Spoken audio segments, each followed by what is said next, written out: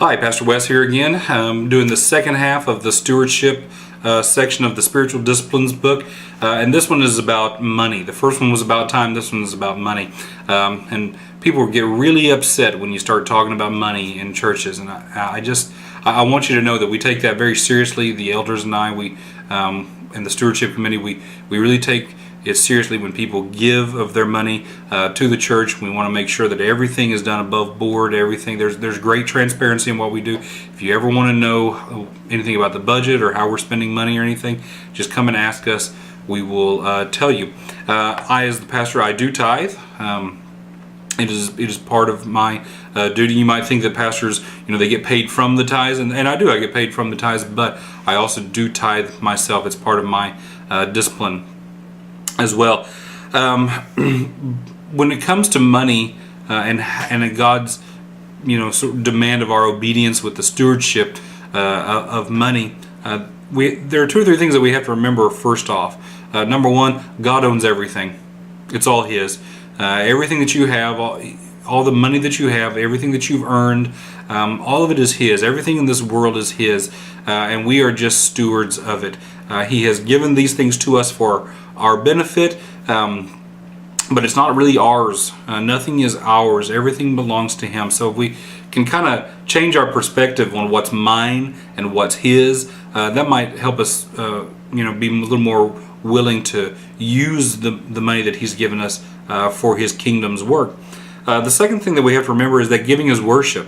When you come to church, you sing songs, you say prayers, and you devote some time to Bible study, and all of that is worship. But the tithing part, the offering part, hey, that's worship too.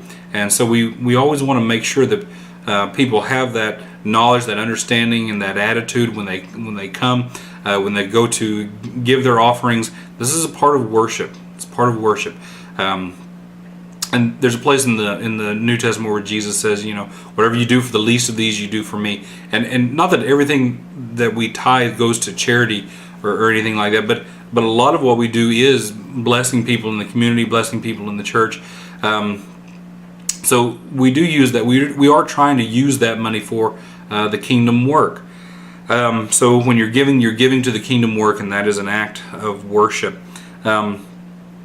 Giving also reflects your faith in God's provision. Okay, so God has given to me. I can give a portion to Him, knowing that He will provide all of my needs. There's when you start hearing the testimonies of say homeless people or whatever, you're going to hear a lot of stories about how people became homeless. You're never going to find somebody who says, well, I gave all my money to the church and now here I am homeless. You're not going to find that. You're going to find that people tithe, people give, and God provides. And giving and having that discipline of giving and being wise stewards of your money, that actually will help you think about budgeting. It helps you think about the money that you spend and what do you spend your money on. How can you spend your money more wisely? So it is a discipline, and it is a growth, and it is an understanding. It is a growth in wisdom and knowledge and understanding of how we're supposed to use everything that God has given us.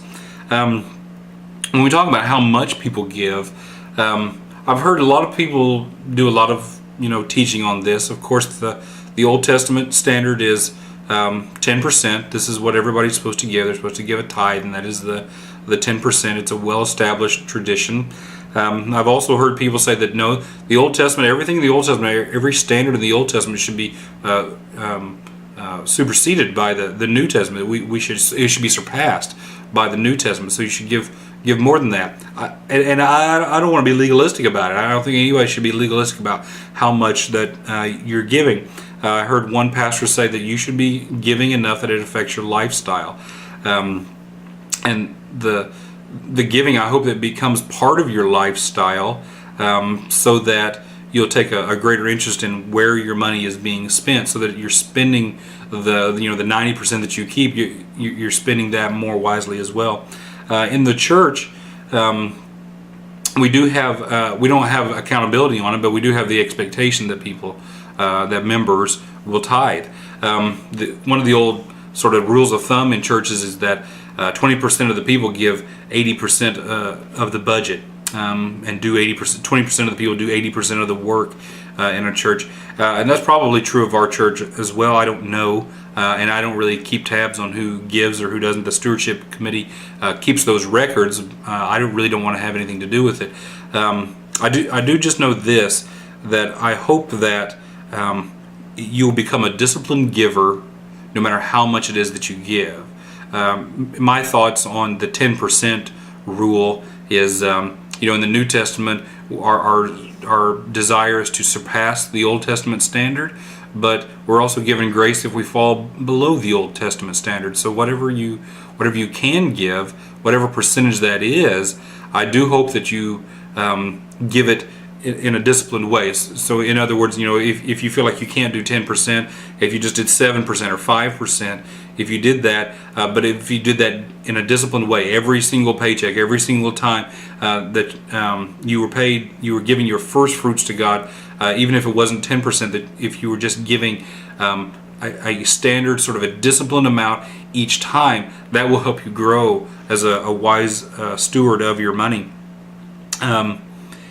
And then there's this one thing I want to end with. There's a guy named Dave Ramsey who's a very big guru in the Christian community about money and how you spend your money. And I hope that we will do some teaching on some of his wisdom. I've talked about it with some people in the stewardship committee about teaching a little bit about Dave Ramsey's principles on how you spend money, on biblical finance, really. One of his sort of mottos or whatever is live like no one else so that you can live like no one else. Okay, so in other words, be a wise steward of your money, because very few people are, and that'll help you live like no one else. You'll actually live a more stable financial life than anybody else. But he took it a step further. He says, live like no one else so that you can live like no one else, and live like no one else so that you can give like no one else. If you are being a wise steward with your money, if you are more financially stable, then you'll be able to be a blessing to people in need. And I'm not talking about just giving through the church. I'm talking about you see a person in need, you're going to be able to give a lot to them. You're going to be able to be a blessing to people, and people may not even know about it. You'll be able to be that great anonymous giver to a struggling family around you somewhere. And I hope that you will be very wise with how you spend money. I hope you'll be very wise with how you spend God's resources. I hope that you'll give to His kingdom work, and I hope that you'll find some place that, even outside the church, where you're giving as well, and that you'll be a disciplined giver and just a disciplined steward of all the blessing, all the financial blessing, all the money, all the resources that God has given you. Okay? So take these things, think about it. There's plenty of advice on Right Now Media, and we have some Dave Ramsey books that we could give you too. Get control of your finances. Get control of how you're using God's money. Show Him that you can be faithful over a little bit, and then as you start spending more money more wisely, you'll probably end up being ruler over much. Okay? Have a good week, and God bless.